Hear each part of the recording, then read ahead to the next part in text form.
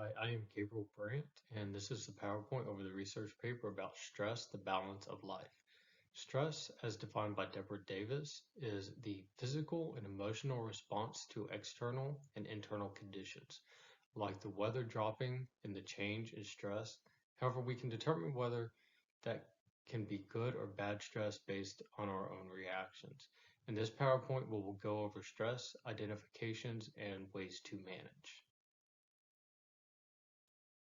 So stress is typically viewed as bad. We don't often talk about good stress, and stress can go both way, good and bad. But if we focus only on good and bad, we tend to lose sight of the bigger picture. So I have found the best way to look at stress is more like a gauge. Like temperature, we all have our own normal.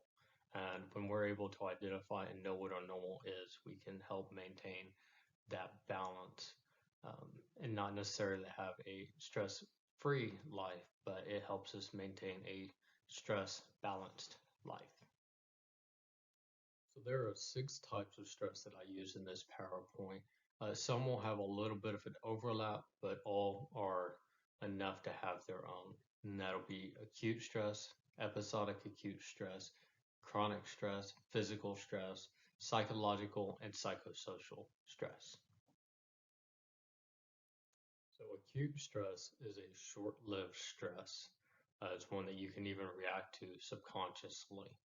When we look at that, you think of uh, failure of the vehicle in front of you to use their turn signal. You have to slam on the brakes. Red lights that seem to take too long, or even canceled appointments that come up suddenly. It's a type of stress that happens quickly that you deal with at a fairly common pace. It's also the most common. You have it throughout any regular day.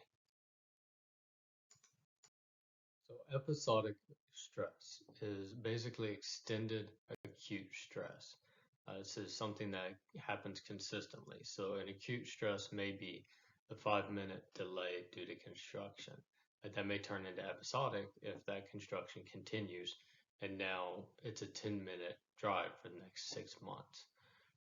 It's where we start seeing symptoms, a headache, rapid heartbeat, panic attacks. It's kind of the red flag of stress being out of balance.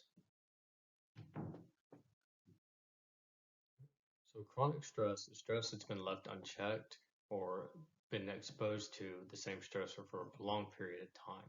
Symptoms are low energy, migraines, upset stomach, insomnia, and lowered immune system. We can also have symptoms previously like racing heartbeat and panic attack. But it's a stress that hasn't been dealt with that is prolonged itself past the point of being episodic. So physical stress is stress that has a physical effect on the body.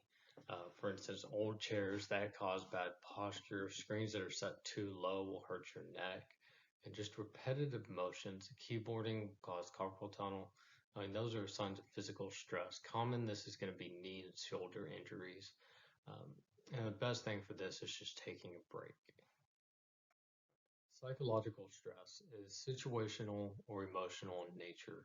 Loss of job, loss of a loved one, housing arrangements not being secure, uh, any of those type of examples. These are going to be anxiety, depression, memory and concentration issues, dietary inconsistencies. Psychosocial stress. This is stress that is caused within your social structure. Marriage, divorce, gaining a friend, losing a friend, all of these are stresses within your social structure. This can also mean the attack of your self-esteem or your social status.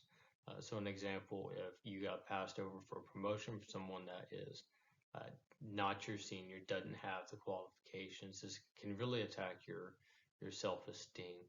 General conflict within your social structure, as well as just not having a social structure.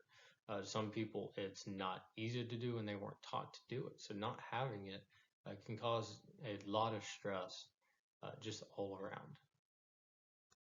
So perception of stress. First, we learned to identify stress. Now we need to also look at the perception of it.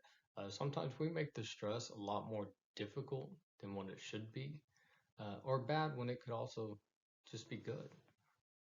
So we've looked at a lot of examples of bad stress and how to identify the stress. There's also good stress and a way to balance that out. Acute stress, walks, just quick good stressors, exercise, reading a book. Something that doesn't take a lot of time, just helps you get back on track, helps.